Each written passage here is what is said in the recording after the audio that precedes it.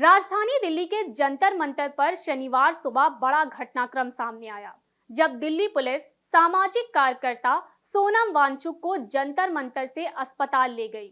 इस दौरान प्रदर्शन स्थल पर अफरा तफरी का माहौल बन गया। आंदोलनकारियों ने आरोप लगाया कि पुलिस ने उन्हें जबरन उठाया और छात्रों के साथ धक्का मुक्की भी की। वहीं दिल्ली पुलिस का कहना है कि यह कार्रवाई दिल्ली हाई कोर्ट के आदेश और डॉक्टरों की सलाह के आधार पर की गई है। जंतर मंतर पर पिछले 20 दिनों से लगातार भूख हड़ताल पर बैठे पर्यावरण कार्यकर्ता और शिक्षा सुधार की मांग उठा रहे सोनम वांगचुक को दिल्ली पुलिस ने शनिवार सुबह वहां से हटाकर सफदरजंग अस्पताल के इमरजेंसी वार्ड में भर्ती करा दिया। पुलिस की इस कार्रवाई के दौरान प्रदर्शन स्थल पर अफरा तफरी का माहौल देखने को मिला। प्रदर्शनकारियों ने पुलिस की कार्रवाई का विरोध किया और इसे शांतिपूर्ण आंदोलन को दबाने की कोशिश बताया। वहीं इस पूरे घटनाक्रम के बाद सियासी बयानबाजी भी तेज हो गई है और विपक्षी दल लगातार सरकार को निशाने पर ले रहे हैं। नगीना से सांसद चंद्रशेखर आजाद ने सोशल मीडिया प्लेटफॉर्म एक्स पर लंबी पोस्ट लिखकर सरकार की कार्रवाई की कड़ी आलोचना की। उन्होंने लिखा कि पिछले 21 दिनों से शांतिपूर्ण तरीके से भूख हड़ताल पर बैठे सोनम वांगचुक को सादे कपड़ों में पहुंचे पुलिसकर्मियों द्वारा जबरन अस्पताल ले जाना और उनके साथियों के साथ मारपीट कर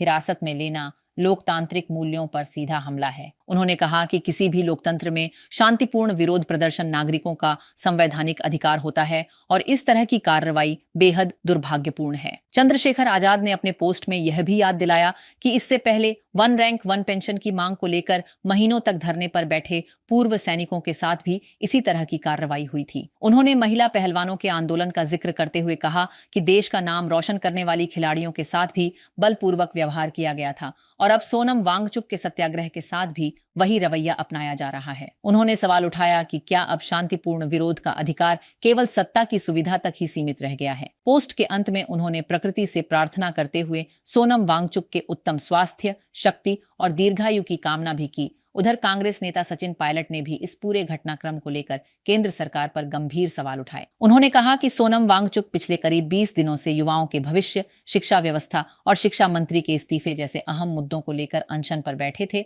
लेकिन सरकार ने उनकी मांगों पर कोई गंभीरता नहीं दिखाई। सचिन पायलट ने आरोप लगाया कि इतने लंबे समय तक सरकार ने न तो कोई संवाद शुरू किया, न ही बातचीत के जरिए समाधान निकालने की कोशिश की। उन्होंने कहा कि अब जब इस आंदोलन को देश भर से समर्थन मिलने लगा और जनता का दबाव लगातार बढ़ता गया, तब सरकार ने उन्हें जबरन अस्पताल पहुंचाने का फैसला लिया। पायलट का कहना है कि अगर सरकार समय रहते बातचीत का रास्ता अपनाती तो हालात यहाँ तक नहीं पहुँचते। उन्होंने यह भी कहा कि किसी आंदोलन को बलपूर्वक खत्म करने की कोशिश करना समाधान नहीं है, बल्कि इससे जनता में नाराजगी और बढ़ सकती है। फिलहाल सोनम वांगचुक को अस्पताल में भर्ती कराए जाने के बाद उनके समर्थकों में नाराजगी है, जबकि इस पूरे घटनाक्रम को लेकर राजनीतिक आरोप प्रत्यारोप का दौर भी लगातार तेज होता जा रहा है।